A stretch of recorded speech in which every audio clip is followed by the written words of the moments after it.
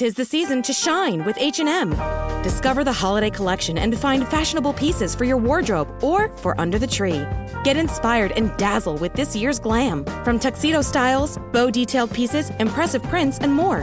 From unforgettable looks to unforgettable gifts. With fashion finds to home decor, find it all at H&M.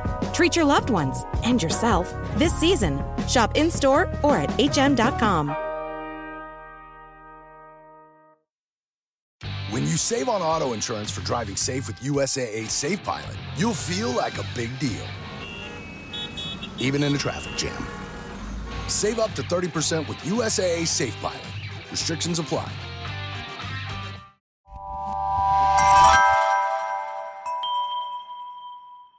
Slow Burn Media, Evergreen Podcasts, and Killer Podcast presents Who Killed, a podcast that provides a voice for the voiceless. Past Santa Claus in his sleigh and a double row of candy canes, deputy coroners brought the body of 6-year-old JonBenet Ramsey from her upscale home. Neighbors described the young girl as beautiful and polite. In 1995, she won the Little Miss Colorado pageant. Boulder police won't comment on her cause of death, only saying that she wasn't shot or stabbed. They are investigating her death as a homicide. So far, no arrests have been made. This case started as a kidnapping. Police were called here to the scene at about 6 a.m. the morning after Christmas. Someone inside this house had made a 911 call saying that little JonBenet had been kidnapped. Well, when police got here, they went inside the house, and a short time later, they found the little girl's body. The parents, John and Patsy Ramsey, were home at the time, but detectives say the parents are not suspects. The father is the president of Access Graphics, located on Boulder's Pearl Street Mall. The couple does have another child, a son around 10 years old. Whether the boy is a suspect, investigators won't comment, saying only that right now, this murder investigation is wide open. In Boulder, Phil Keating, 9 News. All the unsolved murders in America, there is one that seems particularly haunting, the murder of 6-year-old JonBenet Ramsey. And now, after decades of mystery, there might be some new leads in that case. Boulder, Colorado police have never given up in this case. And since her body was found the day after Christmas in 1996, they've been working with police departments and DNA experts across the country to keep a promise they made 27 years ago. Mr. and Mrs. Ramsey, what do you want to say to the killer of your daughter? We'll find you. We will find you. I have that as a sole mission for the rest of my life. Mrs. Ramsey? Likewise, the police and investigators have assured us that this is a case which can be solved. You know, you may be eluding the authorities for a time, but God knows who you are, and we will find you. And unlike a lot of other cold cases, DNA testing has always been front and center in the JonBenet Ramsey case. It's eventually what cleared her parents. It could also be the source of these new people of interest. According to the messenger.com, there are several new people on police's radar. And earlier this year, they started to use new DNA technology to test previously unexamined evidence. Now, NBC News has not independently verified the reports, but we did get a statement from JonBenet's father who says, quote, "There is new leadership at the Boulder Police Department whom I met with recently, and I am very impressed with their professionalism and commitment to solving my daughter's murder." Hello and welcome to this week's episode of Who Killed. I'm your host, Bill Huffman, and this is a Slow Burn Media, Evergreen Podcasts, and Killer Podcast production. Once again, we are graced with the presence of one of true crime's greatest podcasters, and that would be one Nick Edwards of True Crime Garage. And welcome to the show, Nick. Well, hey, thanks for having me, Bill. I always love coming on the show, and like talking with you and checking in with you around the holiday season as well. Yeah, we always do have to check in around this time of year, and it does seem like the holidays are a good time to do that. And another interesting thing about the holidays is there are a couple cases that also come to light during this time of year, and one of the most infamous or famous cases you would think is the JonBenet Ramsey case. And currently I live only about 20 minutes away from where that actually occurred. And you and the captain have been doing a few episodes on this case. You want to give me a little rundown of what you guys been up to? Yeah, so if you check the True Crime Garage feed, you'll see that we've been titling most of our December episodes are JonBenét followed with a subtitle. So like earlier this week, we released JonBenét Presumed Guilty. It's a single episode. It's looking at the case. What we wanted to do here, so a few years back, we did 6 parts on the JonBenét Ramsey case because it's so big, and that's like close to 6 hours of content. Deep dive on the case, super detailed timeline. If you have been curious about the case and you kind of want to get all of the facts and some good speculation along the way, and you don't know the case real well, don't know the details of the case, go back and listen to that. It's a 6-part series that we did on the JonBenét Ramsey case. We actually did it a few years ago, and then what we do is we re-release it every year at Christmas.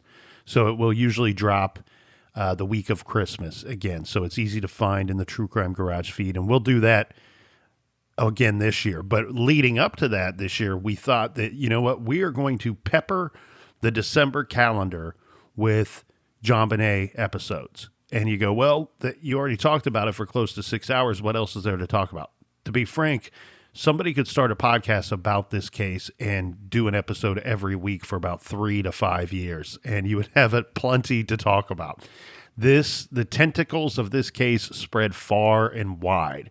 And this, in retrospect of what we put out years ago, there was all these other aspects of the case that we never got to in that 6-part series that have always kind of lingered in the back of my mind and just not, just unsettled about these different items of the case. And so we thought that we would dive into each one of these different parts of the case that was not explored prior and that most shows have not bothered to explore. And so each week you're getting a new JonBenét episode. The first week we did JonBenét the Master Detective. We had on a gentleman by the name of John Wesley Anderson, who wrote the book Lou and JonBenét. Did Anderson go on your show, Bill? No, I have not had him. He's out in your neck of the woods. You might want to talk to him sometime. He's brilliant. So he worked with Lou Smit, and Lou Smit is one of the most famous detectives in the state of Colorado. Sadly, Lou's no longer with us.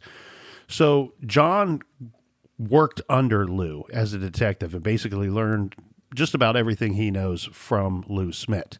Well, Lou Smit, after he retired, John Wesley Anderson was elected sheriff. And he says to Lou, I'm only becoming sheriff to solve this one case, the Heather Dawn Church case. And he said, Lou, if I become sheriff, I want you to be my captain of detectives. So they had this cold case where this little girl was home by herself. And when mom arrives home, the girl is gone. And it took years to find her body. And what's weird is this case mirrored the JonBenét Ramsey case in some aspects. The father, so mom and dad are going through a separation. Dad was living in like an apartment. And the father became under public suspicion in that case. And a large part of that was simply that he didn't have an alibi. There was no like history of abuse. There was no, strange behavior by the father other than he didn't have an alibi for the night that she disappeared. And so that never really went away from the case. Well, Lou comes in. This case was 4 years old. He came in and solved he made an arrest in, I think it was 6 to 8 weeks after taking the case over.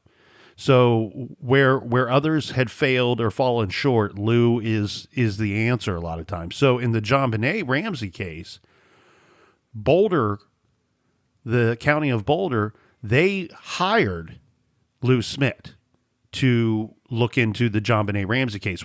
So this was after the case was several months old. I believe it was 7 or 8 months old. And it was starting to get a little chilly, starting to be considered a cold case at this point. Sure. And so he thought, and his wife, unfortunately, Lou's wife was very ill at the time and wouldn't live much longer after he got involved with the JonBenet Ramsey case. How old was he when he got involved? He would have been in his mid to late 60s. Yeah, he was definitely one of those personalities, like the old school, leather boots on the ground type of detective that, he's the person that you would want basically investigating any case that you have that has gone cold. So he comes in and he makes an arrest in the Heather Dawn Church case, which was one of the more infamous cases in Colorado. Turns out that it's a serial killer, a person that's probably, he claims to have murdered close to 20 people. They know for certain that he murdered about 4 or 5, including Heather Dawn Church, that little girl, who he abducted from the home. So you had an intruder in that case, and they lived way out in the country. So this serial killer ended up being one of their neighbors. Now, when we say neighbor, because of where they lived, the neighbor was like 1.5 miles away, but he was still one of the closest people living to them. So Lou had solved that case, and in his time prior, one of the cases that kind of made a name for Lou Smit was he solved the cold case. It was a cold murder case of Kelsey Grammer's sister. She had been killed one night, and that case had gone cold, and Lou took it over and made an arrest in that case and solved that one. So we're talking about a guy that worked about 200 homicide cases and had a clearance rate of about high 90 percentile. Wow. Yeah. So he was huge in the transfer of evidence theory, transfer theory, that the killer will knowingly or unknowingly leave something behind at the murder scene, and that the killer will knowingly and or unknowingly take something with him from the murder scene. And if you can find whatever that item is that he left or that he took with him, then you can connect, even if it's a stranger on stranger crime, now you can connect perpetrator to victim. Seems pretty simple, right? But that's what he built all of his investigations around. And look at the clearance rate that this guy had. So Lou gets involved in the JonBenet Ramsey case, and he tells his wife and he tells John Anderson, look, it's not a big deal that my wife is sick right now. I mean, we're talking, these two had been married like 50 years or something like that, 40 years together, soulmates. He goes, it's not a big deal that she's kind of ill right now. I'll be back in no time. He thought it was a slam dunk, like, oh, John and Patsy Ramsey did it. I'll be there. I'll be able to tie up all the loose ends pretty quickly. He believed what he had read in the tabloids because he didn't have any of the information until he actually got out there. Well, he gets out there and he starts doing his investigation, and he comes to the conclusion that neither John, Patsy, or Burke did this murder, that somebody else was responsible. And Boulder didn't like that too much, so they eventually, not seeing eye to eye on the case, they kept telling him, no, you're here to investigate the Ramseys. And he's like, that's not how homicide investigations work. You let the evidence take you where it takes you. You don't hone in on a suspect and build a case around them. And so after not seeing eye to eye for a good period of time, he resigned. And as kind of a middle finger to Lou Smit, Boulder's like, yeah, you can't take any of your files. All the work that you've done here, they belong to us because we paid you as a consultant to come in. And so he took them to court, sued them for his own files. And he got his files. And when he passed away, they were bequeathed to his relatives, the Smit family. So anyway, Anderson and the Smit family have joined forces, and they are trying to. Lou Smit had several pages of suspects in the JonBenet Ramsey case. These, and I don't want to put an exact number on it. If you read his book, I believe the exact numbers in the book, Lou and JonBenet. Their whole goal is we raise money and we test the DNA against the DNA that was left at the murder scene to eliminate suspect. Either we're going to hit a home run one day and find the real guy, the suspect, or we'll continue to eliminate people from Lou's list that he came up with. So they've been in the process of doing that for the last couple of years, and I applaud their efforts. I think that when I saw a case that it looked to me for the majority of this case, Bill, from 1996. JonBenet Ramsey's killed 1996. Little Miss Christmas is what we've been calling her on True Crime Garage. Killed in 96. Here we are, 2023, approaching Christmas Day. And for the majority of the time, Bill, it has appeared to me that Boulder doesn't really want to work the case. And so you have the state, if not one of the country's most infamous crimes, murder cases. And you have what appears to be an agency just not working the case at all because things didn't go their way. And then beyond that, refusing to bring in other agencies that are better equipped with more experience to handle this type of case. So to break it down, we have the captain of detectives for Boulder in 1996. His name escapes me at the moment. I have it somewhere here. Do you know how many murders took place in the city of Boulder in 1996? My guess is going to be around 3. You are brilliant because they averaged between 2 to 3 homicides a year back in the 90s. It's a very, very safe town, needless to say. Affluent, safe town. And the Close thing knit. here is close-knit. 1996, they actually only had 1 murder. And you know the murder victim's name, JonBenet Ramsey. JonBenet Ramsey. So at the time, Steve Thomas, who, and I want to be clear here because I think people think that I think ill of Steve Thomas and that I don't respect him. Steve Thomas was the lead at times in the JonBenet Ramsey case, and he wrote a fantastic book about the case, which I've read. Actually, read it more than once. It was so good. However, he is of the belief that Patsy killed JonBenet, and where I've been critical of Steve Thomas, I want it to be clear. He did make some very astute observations in that case that I don't know that any Joe Schmo regular detective could have made. So I don't want to say that I'm questioning his intelligence or his ability as a detective. But for example, though, like what was one of his astute observations? I believe he was the individual that stated that Patsy had not changed her clothes from the night prior to when they were on the scene. And so he was of the belief that she may never have came out of those clothes. Meaning she didn't go to bed that night, that she was up all night busy doing something, probably covering up the murder of her daughter. So that's something that I think would have slipped by the goalie for most people. But he makes that observation and several others. But in all fairness, Steve Thomas was a narcotics detective. He had never investigated a homicide before this case. And this case, I don't have to go into any of the details for the listeners to know how complex this case is. So it was his first rodeo in this arena. And he had no experience with a homicide case. And then guess what? His captain of detectives in 1996, whose name escapes me at the moment, had not worked as a captain of detectives on a single homicide either. So you really had kind of the blind leading the blind here in this case.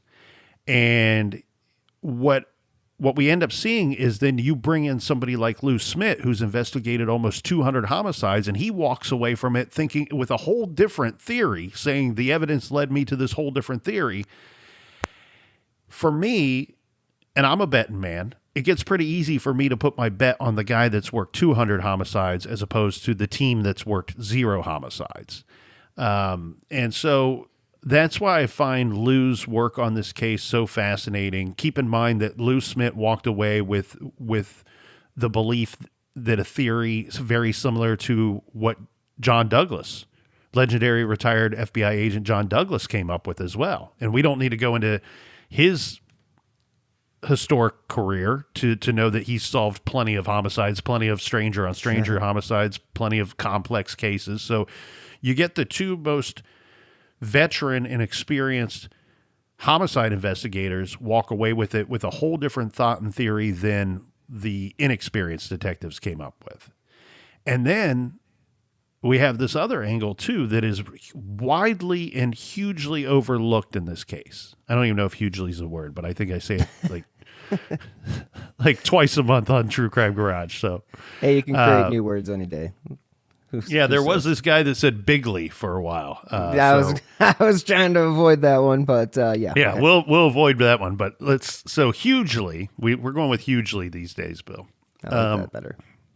Something that was hugely overlooked in this case is a gentleman by the name of Ollie Gray. Well, who is Ollie Gray? So Ollie Gray worked for the Boulder District Attorney's Office under the same capacity that Lou Smit did prior to Lou Smit. He worked for the Boulder District Attorney's Office to build a case against the Ramseys. Ollie Gray had investigated plenty of homicides. He says to the district attorney's office, I can't work this case anymore because the evidence is telling me that the Ramseys didn't do it. And the district attorney's office said, well, this is where we part ways, Mr. Gray. And so Ollie Gray went and worked for John Ramsey as a private investigator after that fact. So here again is another case, and this happened before Lou was ever hired with the district attorney's office. You have all these investigators that are brought in. Now, in fairness, John Douglas was brought in by the Ramseys, not by the Boulder District Attorney's Office. But why is the district attorney's office bringing in outside investigators? Because their police force couldn't build the case that they wanted. And you had a clear disconnect between the officers and detectives investigating the case and the district attorney's office. They're not seeing eye to eye. They're not working hand in hand. And so it was brilliant for us to have John Anderson on and to learn everything that his team is doing and to learn everything that Lou Smit did on the case and get John's perspective on it, because John's a 30-year law enforcement career as a homicide investigator and an elected sheriff. So it was interesting to hear all of his thoughts on this famous case. And by the way, you know Joe Kinda. Both of those guys worked with Joe Kinda for years. Sure, absolutely. Who's a very famous... can you imagine that? I didn't even think about that at the time, but one of the listeners hit me up on Twitter, at TCGNIC, you can follow me there, and said... Wait a second, Nick. You mean to tell me John Anderson, Lou Smit, and Joe Kinda were all detectives on the same police force at one time? Yes, I mean to tell you that. And they said... Murderers Row, no pun intended. That's right. So they were clearing cases at a high rate when those three were working together. Yeah, don't commit a murder in their, city. You're not going to get away with shit in that town. But no. So then after that, we followed it up with 2 episodes called JonBenét, I Killed Her. This is where we explored some of the individuals that had confessed or made pseudo-confessions over the years to either being involved or directly killing her or being there. What the hell is that? Like every investigator's favorite thing. This is the only case that I can recall, and I shouldn't say that because I'm sure there's dozens of them out there, but this one's heads and tails far more infamous than the other cases. Yes. But this case, you have people that are confessing saying, well, I can't explain it. I can't go into detail, but I was there when she died. Like, I didn't kill her. I was there when she died. And it's so bizarre that you have John Mark Carr say that, who they find over in Asia somewhere. They pluck him out of Asia.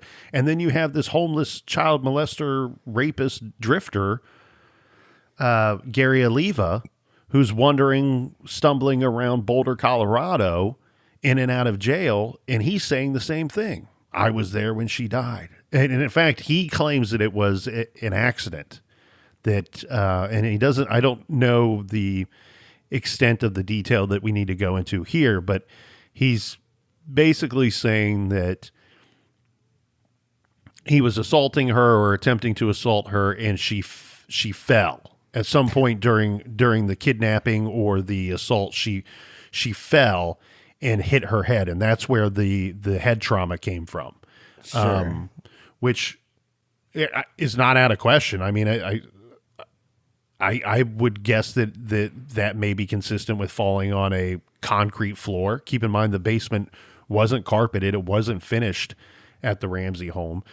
So if he was down there assaulting her or trying to get her out one of those windows and she fell, that seems reasonable to me. Now, he's recanted a lot of this information, but he continues to write to people. He's locked up. Now, so one reason why we really wanted to talk about Gary Oliva this year, and sooner rather than later, is he will be released from prison next year.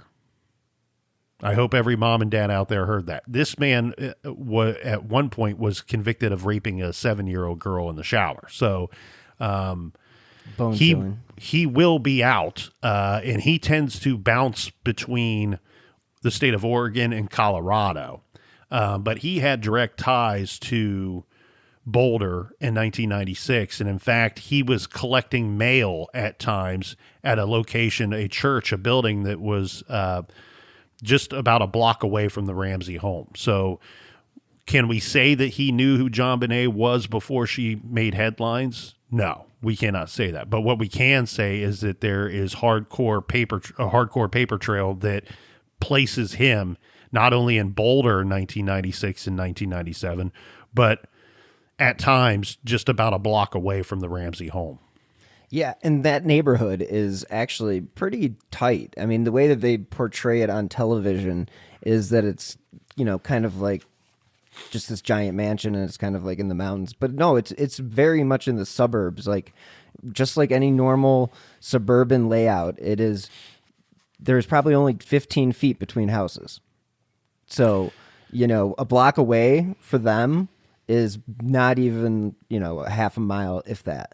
Well, and the Ramsey house was different, too, in the sense that it had an alley that ran behind the home, which most homes don't have a street in front of the house, a driveway, and an alley behind them. So I'm not here to sell the intruder theory, Bill. Mm-hmm. I'm not going to lie. I do know, I will say this. We did have a few people that came after us a little bit when we did our 6-part series, because I said what I just said earlier of, in case this complicated, I have to rely on the experts. I'm not for a second going to pretend to be smarter than Lou Smit, John Douglas, and Ollie Gray. And not only that, even losing that intelligence race against those three, I also haven't seen and handled the evidence that they've been able to view and look at over the years. And when the three of them come to a conclusion that's all very similar, that the Ramseys are not responsible, that's where I have to go with the expert investigators and say, well, if you made me pick a theory right here, right now, I'm going to go with the experts because they've seen all the evidence and they've actually worked the case.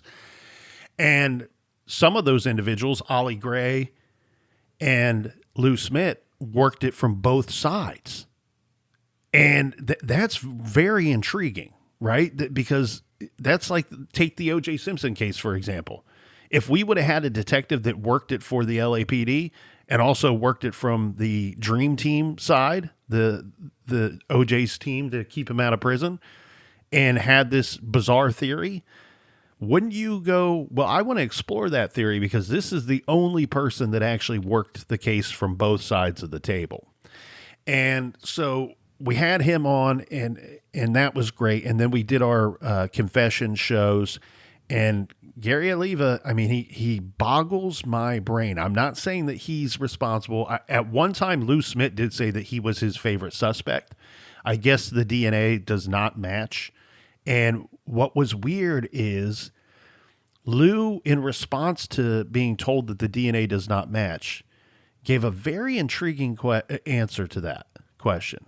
He says, well, I believe that Gary Oliva may have been one of 2 or 3 people responsible. And that always stuck with me, Bill. That's always stuck with me, and I never knew quite what to do with it. And so this year, here's my hopes and thoughts. Maybe we can will this thing into existence. Let's will the arrest into existence, that they'll finally make an arrest and say that they have a case against somebody. I don't care if it's John Ramsey. I don't care if it's Burke. I don't care if it's somebody we've never heard of or any of these people that I've named here today. I think that the case is starting to make its way back to the papers, and the new regime is saying that they are doing stuff that the old regime seemed to be unwilling to do. So what that tells me, reading between the lines as I love to do, it tells me, Nick, you were probably right. They probably weren't actually working the case. And now this new team has taken over, new leadership, and they are actually working the case. And so you shake enough trees, you hope something falls out. I'm hoping that something falls out soon in this case. And I thought that this would be maybe our last chance to dive deeper into the case before an arrest is made or before they actually get it solved. And then we can revisit it and learn all the details like we are now with Gilgo, how we're able to fill in a lot of the blanks with the stuff that's coming out there. But so then this week we had an episode come out called JonBenét Presumed Guilty, and we had on Steven Singular and Joyce Singular. Are you familiar with them, Bill? You know, the name sounds so familiar, so I'll know it when you give me the background, but I just, off the top of my head can't name them. They are perfect guests for your show, and I'll tell you why. Okay. So you're in Colorado now these days, and Steven and Joyce are in Colorado as well. And they've covered a lot of infamous Colorado stories. So the Aurora theater shooter, they, as far as I know, they've written one of the only books about that case. So we had recommended that book years ago. It's called The Spiral Notebook. It's a fantastic read. But what Steven tends to do is he will look at a case, but he's also looking at like a unique aspect of the case. So with the Aurora theater shooter, and if people were blanking on what case that is, the man, this deranged man, walks into a movie theater for the Batman movie that came out, and unfortunately he starts shooting into the crowd of these people that are just there to watch a movie. And of course, the confusion of this situation, not everybody gets up to flee right away. Yeah, and it was one of the late screenings too. So it was packed. And you know what he did? So he jammed, you know how they have the exit doors, the emergency exit doors up by the screen? Mm-hmm. He jammed one of those doors open from the inside prior, and he parked his vehicle over by that door, and his vehicle is loaded with automatic weapons. And so once the theater was full and the trailers start showing, the previews, he comes in. So he's facing, as soon as he gets into that room, he's now facing the entire crowd, and they're facing him. And he just starts shooting into the crowd, and then he runs back out that door. So even if you were to attempt to flee the situation, he's not sitting in the back of the theater. You have to run toward him to get out. And thankfully, a good number of people got out, but there was also, unfortunately, a good number of people that did not. And so Steven Singular and his wife Joyce covered that case and did a brilliant, masterful job of writing The Spiral Notebook. Well, in 1999, they wrote a book called Presumed Guilty. And I'm looking for here it is right here. So real quick, I want to give the full title of John Wesley Anderson's book. So it's called Lou and JonBenét. There's a picture of Lou Smith and JonBenét on the cover. And the subtitle is A Legendary Lawman's Quest to Solve a Child Beauty Queen's Murder. So I highly recommend that book. It's fantastic. And then here's Steven Singular's book, Presumed Guilty, an investigation into the JonBenét Ramsey case, the media, and the culture of pornography. So just like he did with the Spiral Notebook, he's looking at not just that case, but he's looking at the epidemic of America's youth doing these active shooter situations, right? We constantly see the school shootings on TV and things of that nature. So he's not just looking at the case, but he's also looking at it from a greater, wider lens of, look, we have this youth violence problem that with all these youths and young people taking guns into public situations and gunning people down. What else is going on here? What's causing all of this? And what's interesting about his book, Presumed Guilty, is that last line in the subtitle, and the culture of pornography. Keep in mind, JonBenét was killed in 1996. And Stephen and Joy Singular, as said, they live in Colorado. I don't know how, they might be in the greater Denver area. And so they go down to Boulder in January, February, maybe even March. It might have been March of 1997. So very early on in the investigation, they're down there in Boulder, and they've made it known to the people of the case, hey, we're working on a book. And Stephen met with Alex Hunter, who was the district attorney at the time, and had some thoughts and theories about the case. And I don't know that they were direct theories, but he was saying, like, hey, here's some things that you guys should probably explore. And one thing he was pointing out to the district attorney, he was saying, look,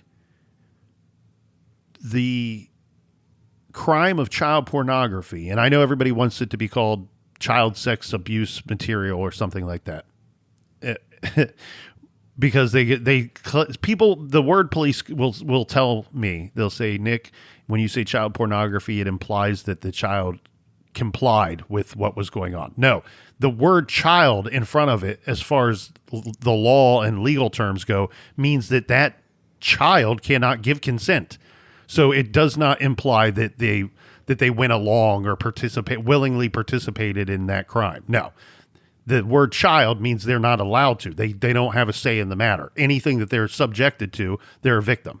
So I want to be perfectly clear that I'm going to use the words that we're using when we charge these criminals, and that would be child pornography. So he says to Alex Hunter, hey, look, man, this new thing, the internet, is out there, and people are using it, and they're using it to trade and sell child pornography at high volume levels. And the internet's relatively new, and Alex Hunter says, well, I don't know anything about that. And Stephen Singular is basically saying, well, you might want to have the Boulder police detectives investigate that. And Alex Hunter goes, well, would you investigate that for me? Because anything I ask them to do, they won't do. My God, can you see the disconnect immediately? It's March of 1997. A 6-year-old was murdered in her home, regardless of who killed her. 4 months prior, and you're three and a half months prior, and you have a district attorney and a police department that he doesn't even feel confident going, hey, look at this, because he's probably going to get the old middle finger from the guys and go, hey, stay in your lane, bro. We're running our own investigation here. So very clearly, very early on in this case, you have people, and these are professionals that are telling me years later, Nick, I saw right away that the inmates were running this prison, right? The patients were running this hospital. It was not this well-oiled machine that was leading this murder investigation, and that they came to the right conclusion. It was mucked up from day one. People want to tell me that 100% the Ramseys killed their kid. I can see why somebody would have a strong argument for that. But all I'm asking everybody to do is to keep looking at this case with an open mind throughout the entire case. Keep an open mind, and here's why. We are talking about a homicide investigation that the police showed up to the scene, and the murdered victim was not found until over 7 hours after the police were at the house. That tells you how mucked up the case was from right out the gate, from the starting gate. And they also had family and friends that were there walking through the house.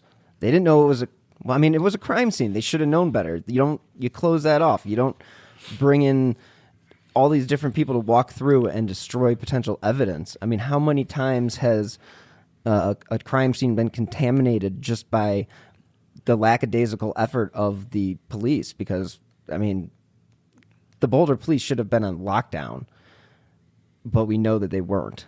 So it kind of really taints almost every bit of evidence that 7 hours, man, 7 hours that they were in this home, and the body is in the same home. Yeah. And then John is the one that finds her. Well, and then not only that, they they send marked cars, squad cars, to the home when there's a ransom letter. When the family says on the 911 call, we received a ransom letter. And so you would want to try to sneak into that house under the belief that they're probably being watched. The letter says that they're being watched.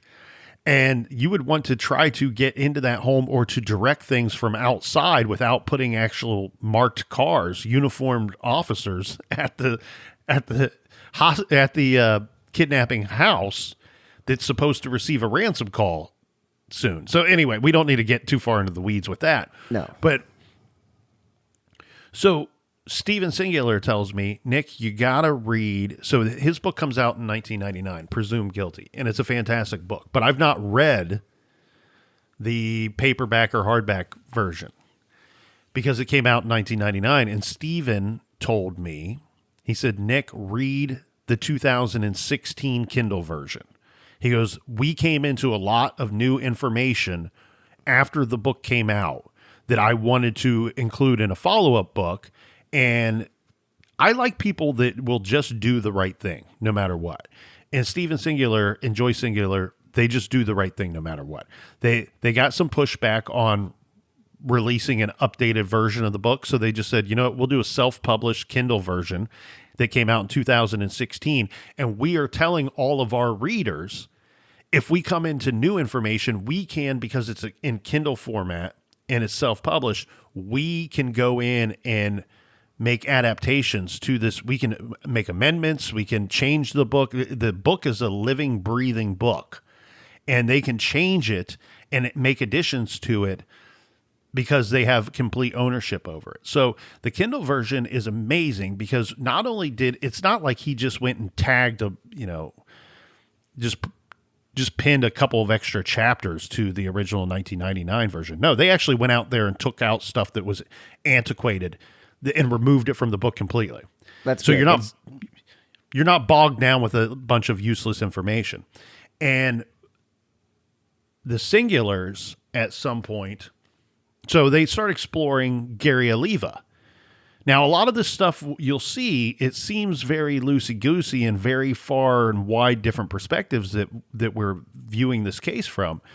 But it doesn't really come off at the end as a neatly fine package, but everything's kind of tied in a little bit. So he talks about Gary Oliva in his book, and he says, look, this guy's arrested, and when he's arrested, one of the items that they find on him is a stun gun. Well, Lou Smith, like it or not, said there's some evidence at the scene that it's telling me that maybe a stun gun was used on this little girl. So now you have a guy that's been convicted and sentenced in Oregon for child rape of a 7-year-old. That's very close in age to our victimology here that we're talking about with JonBenét. Sure. And you find a stun gun on him. And then you find a poem about JonBenét. And then you see that he's writing from jail and later from prison to friends about JonBenét and saying that he was with her when she was dead, listen to this. This is bizarre. He's trying to get his friend, at least one of his friends, to mail him pictures of JonBenét. Like, hey, print them off from the internet and just mail them to me. And his friend is writing back. He's like, look, dude, Gary, you're in there for crimes against children. I don't think they're going to let you receive pictures of children in prison. And Gary says, she is my religion. So it's my religious right to receive pictures of JonBenét because she is my religion. Now, listen to this, Bill. And this is not coincidence. This is not a farce either. This is hardcore fact. This is fact. I'm not saying Gary Oliva killed JonBenét, but what I am saying is you have this person who is capable. He's got a history of violence. He strangled his own mother. She survived, but he strangled his own mother in a separate incident. He raped a 7-year-old girl, and when he's arrested, he's found with a stun gun, with a poem about JonBenét, and some pictures of JonBenét on his person. When in 2016, after an arrest, they go through his phone and they find over 300 images of JonBenet on his phone. Now, some of them were just regular pictures that anybody could pull from the internet. The other thing that is completely bizarre, though, too, Steven Singular is trying to tell the district attorney back in 1997. He's telling them in 97. He's like, I'm going online and I'm finding pictures of naked children, naked women, murdered children, where people are taking JonBenet's picture. They're cutting out the face and they're putting it on the bodies. Good Lord. And he's like, I think maybe some of these people should be investigated. And the district attorney's office is like, yeah, our hands are tied. I can't really give anything to the detectives because they won't follow up on it. So then we learn too from these gentlemen called the Zell brothers and from Steven Singular that on several occasions when people were arrested, when it appears that Boulder's doing a great job, they failed at the basics of their investigation. So when John Mark Carr was arrested, the guy that we all watched, what was that, 2000 That was huge news. And 2012 maybe? And nothing. So bigger. he's arrested. And he gets arrested because he's trading emails that he wrote some manuscript about the JonBenet case, and which implicates himself as the murderer, and he's arrested for that. Well, guess what they do, Bill? They failed to check his computer. And he was not the only pedophile in this case that they arrested, and did not confiscate the computer or review the hard drive of that individual.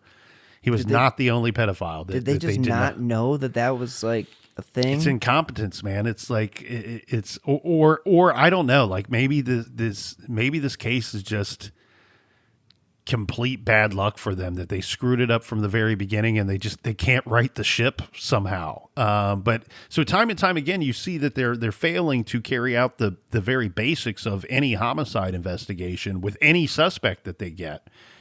And I think in large part that is that they came to the conclusion that one of the Ramseys did it. And therefore, when we have a guy in custody, we're not going to work our butts off too hard on it because we know who actually did this and it's not this person. Right? That's what my guess would be. And as far as what Lou Smith encountered in Boulder, as far as what Steven Singular encountered in Boulder, and Ollie Gray encountered in Boulder, it would tell us that that's got to be the truth. Because they're all saying the same thing. If you weren't building a case against the Ramseys, the district attorney's office and the Boulder Police Department didn't want to talk to you. Even though you have the most successful and experienced homicide detective working for your team, they still wouldn't believe anything he said when Lou Smith worked with them. So it's just it's so grossly mismanaged. It's mind-boggling, to say the least. And I feel so bad for John and Patsy, for what they had to go through. I mean, just to see that themselves, like the investigation just falling apart. I mean, you said 3.5 months later, they don't want anything to do with looking into anybody else other than the parents. Nope. Statistically, I get what they're saying, but that's not what the evidence is necessarily dictating. And if you're an investigator and a detective, it's your job to follow up on leads. And, like you were talking about Gary Oliva. I mean, they didn't even want to look into him. No. And so it's like, okay, well, what are you actually doing? Well, and with Gary Oliva, they've said two different things at two different times. So one statement that they gave is that his DNA doesn't match, and that's what they told Lou Smith, and that's what they told, I believe it was 2020 or 48 Hours, one of those outfits. When did they take his DNA, by the way? Well, he was arrested in 2000 and he was arrested in 2016 again. So I'm guessing it might have been from the 2000 arrest. Yeah, I'm just wondering if they collected DNA back then at that time. I'm wondering also with the nature of his prior crimes if they already had his DNA on file. Yeah, that might be with the child rape case. Exactly, that's a good point. They may have had to get that from the state of Oregon, but what I do know is that they had the DNA and had tested it prior to Lou Smith passing away, because remember, Lou gives a rebuttal of, well, I think he might be one of 2 or 3 people that were involved. And he died in 2010. Correct. So it must have been from the 2000 arrest, or they had it prior. We're talking about a bad guy. This is a guy he's going to get back out and he's going to stumble again and commit some other crime. He'll be back in prison after too long, not too long. And I have to say that they're the drifter thing. I mean, they're all over. I mean, I know it's a different time, different day and age now, and the homeless crisis is way out of control here in Denver. But it still exists, and it existed in 1996 as well. And they have little pockets and little, like you mentioned that he was getting letters at a church. Was he staying there as like a shelter, or was he? Conflicting stories. I was trying to figure that out. Was he staying there? Did they have any type of setup to keep people overnight? There are a lot of missions around that do deal with the homeless, at least in Arvada, and I know in Denver, and I would assume there's some in Boulder as well. So I wouldn't be surprised if that was the case, especially if he was a transient. What is not in dispute is that he would regularly, we know they were feeding the homeless, that church. And he would regularly, by his own admission, he told friends this, I go to this church and we give the address and the street and describe exactly where it is in relation to the Ramsey home on the show. Mm-hmm. But he, by his own admission, he's telling friends, this is how, don't worry about me. I'm surviving on the streets. I go to this church and I pick up a sandwich every day, and it's right by the Ramsey house. It's in the same neighborhood. So we know that is a fact. The other thing is we know that he was on occasion getting some mail from that location as well. So that's a paper trail that cannot be denied, right? That's a U.S. Postal Service paper trail that we know that his name, mail with his name on it, was going to that address within months of JonBenét being killed. So that's not in dispute either. Was he staying overnight there? That gets a little difficult to say. Now, the fascinating thing, though, too, is so Stephen Singular says you got to read the 2016 updated version. So the Singulars received this poem that was from an anonymous source that says that the poem will reveal who killed JonBenét Ramsey. Now, next week we have what is my favorite interview out of the batch. We have 2 gentlemen called the Zell brothers who have been looking at the Ramsey case since January of 1997. And these guys had meetings with Lou Smith, meetings with Ollie Gray, all the key players that one can think of when you reviewed the JonBenét case. These guys have met with them. And so they've been privy to information that the rest of us have not. And they, too, received a poem from an anonymous source that said the poem would reveal who killed JonBenét Ramsey. They had worked and spoke with and had meetings with the Singulars in the past. They both tell each other, hey, did you receive a poem? Yeah, I received a poem as well. The Zell brothers do not live in Colorado. The Singulars do. They live somewhere in Colorado. For years, both parties thought that they received the same poem. It was only by happenstance and by some kind of conversation that years later they figured out, yeah, they each received a poem at the same time from an anonymous source, but they both received different poems. So we review the poems on True Crime Garage. We review the Singulars in pieces, the pieces that the Singulars would reveal. we review the Zell Brothers poem in its entirety, with one name redacted. We actually dropped some names in there. But the thing is, too, what you're seeing here is, and what you will see after you hear the Zell Brother interview, is that there were all of these pockets of groups of individuals that were having child sex parties and child pornography rings in and around Boulder. And it had been going on for decades leading up to the murder of JonBenét Ramsey. And the way that the city of Boulder handled those problems before and after the murder of JonBenét was to basically give a slap on the wrist and let these individuals plea out when you had them dead to rights. You don't need somebody to plea out if you have a case the size of a mountain of evidence against an individual. You don't need them to plea out.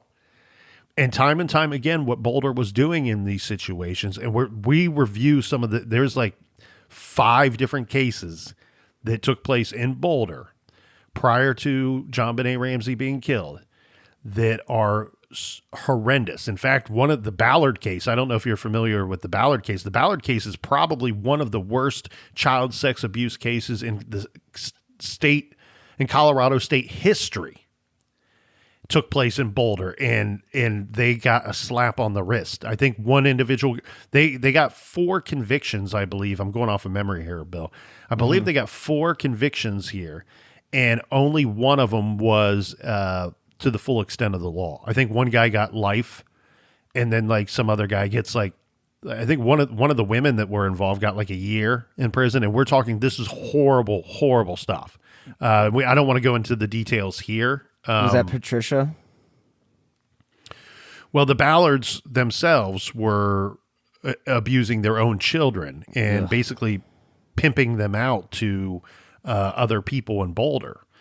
And there was a lot of physical abuse that came with that as well. And so, fortunately, the case, there was an arrest made and they busted this whole thing up and sent the kids away. But the kids were so traumatized by this, and as one would expect, to be traumatized, the level of trauma would be at the highest degree.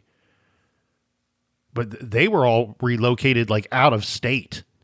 And the Zell brothers managed to talk to one of the Ballard kids in their investigation. So really what all we're trying to do here, Bill, and it's a little bit of a convoluted way of doing it, is we're trying to present the JonBenét Ramsey case and say, look, we think there's some information coming out in 2023 that is suggestive that we might be closer today to an arrest than we were ever before.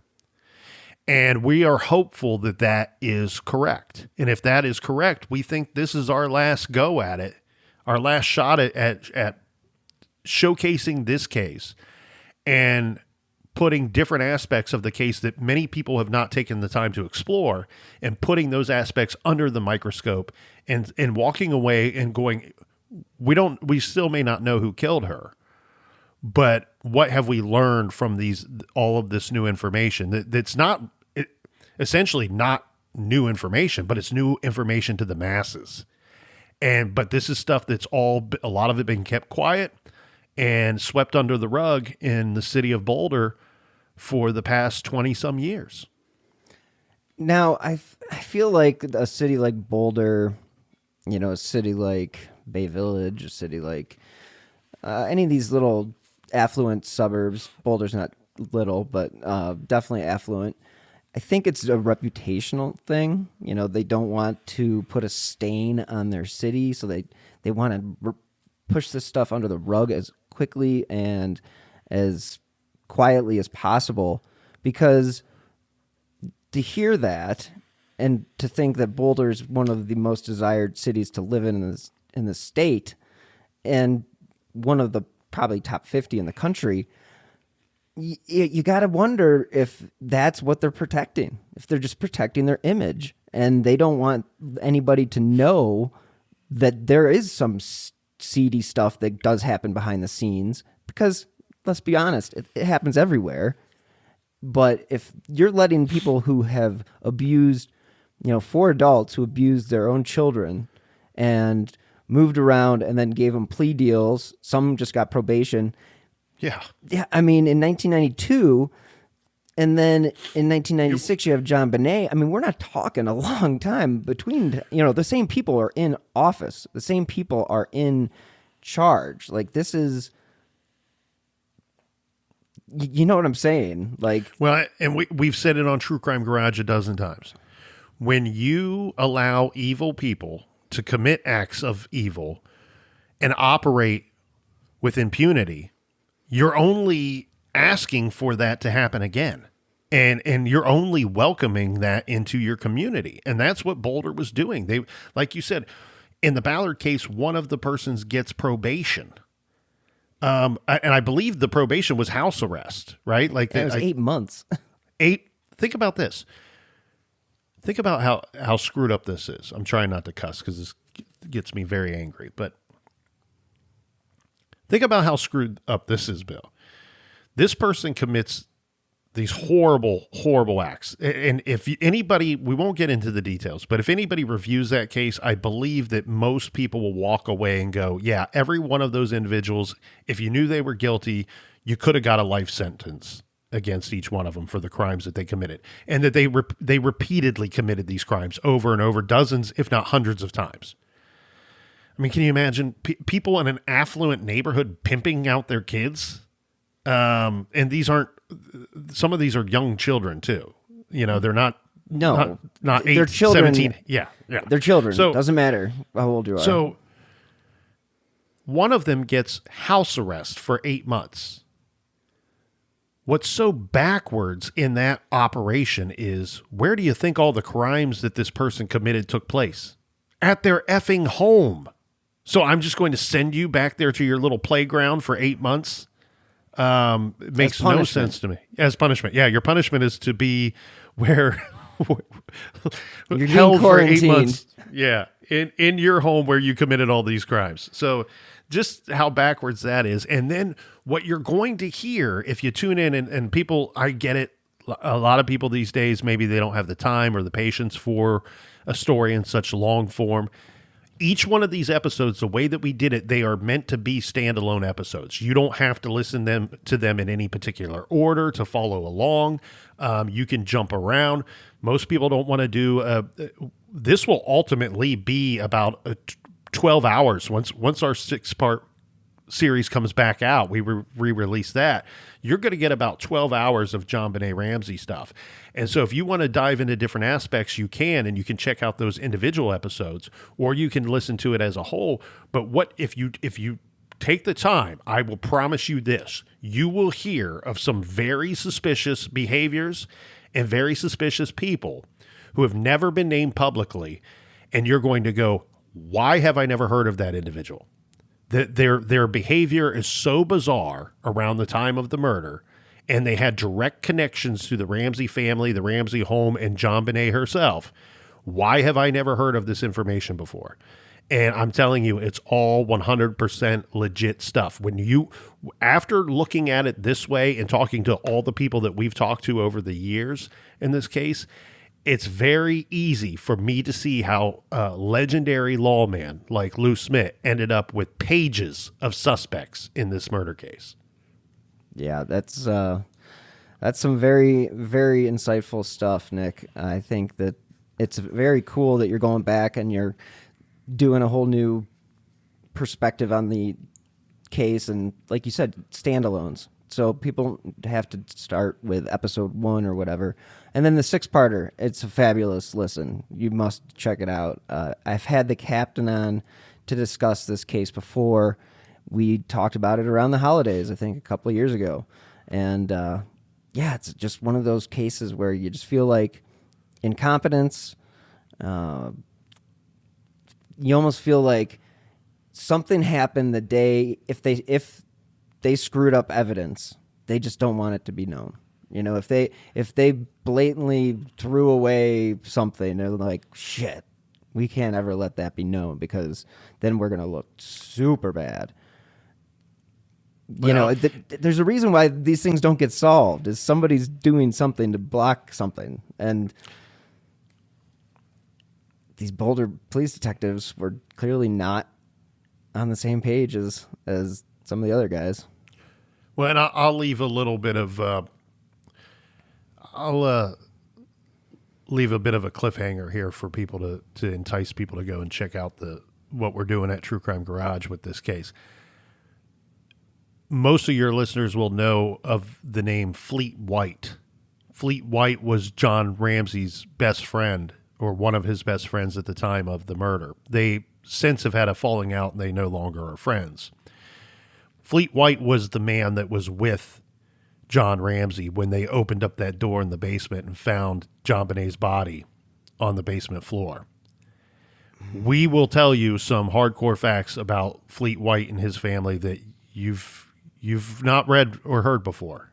So please come over to the garage and check out True Crime Garage for the month of December. Even if you just join us for this one case, this is a case that we really wanted to feature. And as I said when we started talking, Bill, in hopes that we can will into existence that an arrest is imminent.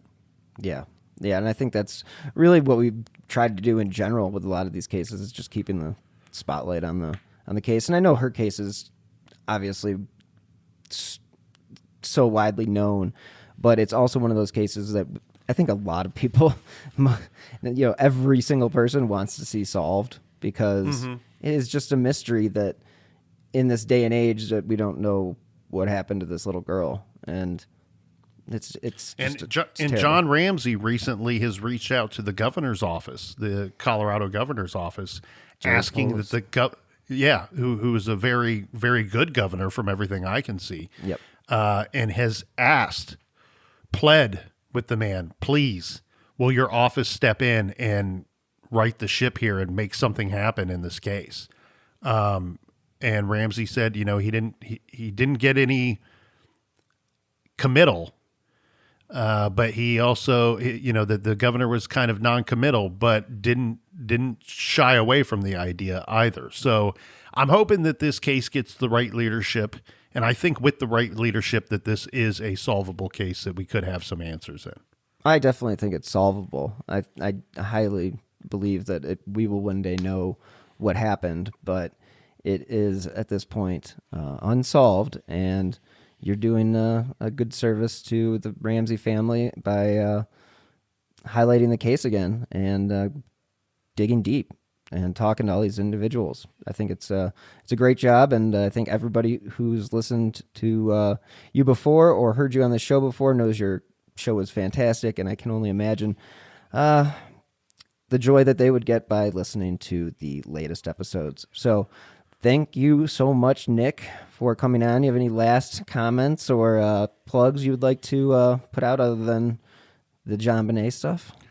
So True Crime Garage is the podcast. We're on YouTube as well. I know a lot of people can listen at work with ease if they go to YouTube. So that's True Crime Garage TV if you want to listen that way at work.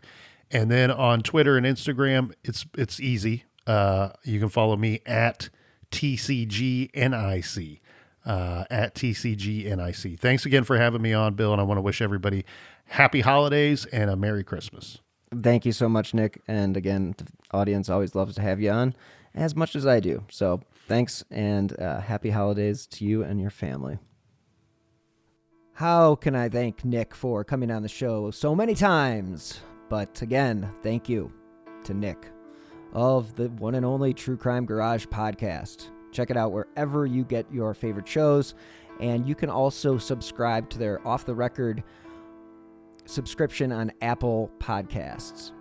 And as you know, I drop new episodes of Who Killed every Friday. I do the Who Killed Presser of the Week as well, where we kind of cover what the major case of the week is.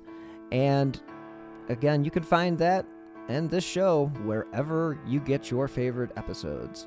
And if you want to listen to the Nick series, there has actually been a playlist added to YouTube, and you can Google YouTube Nick on Who Killed, and it should come up, and it will have a playlist of all the different episodes that Nick has appeared on. So thank you so much for listening. If you want to follow me on Twitter, you can do so at BillHuffman3. And as always, until next time, stay healthy and be safe. You might be surprised to know that not all serial killers are straight cisgender white men, and the victims of true crime are not a monolith either. She's Wendy and I'm Beth, and together we host Fruit Loops Serial Killers of Color, a true crime podcast. Together we take deep dives into the true crime stories about marginalized and minoritized perps and victims that often go untold. We also provide the context and nuance that these stories deserve. At Fruit Loops, we're serving up true crime with a side of history, society, culture, and some fun. Listen to Fruit Loops Serial Killers of Color on Spotify, Google Play, Apple Podcasts, or wherever you get your podcasts.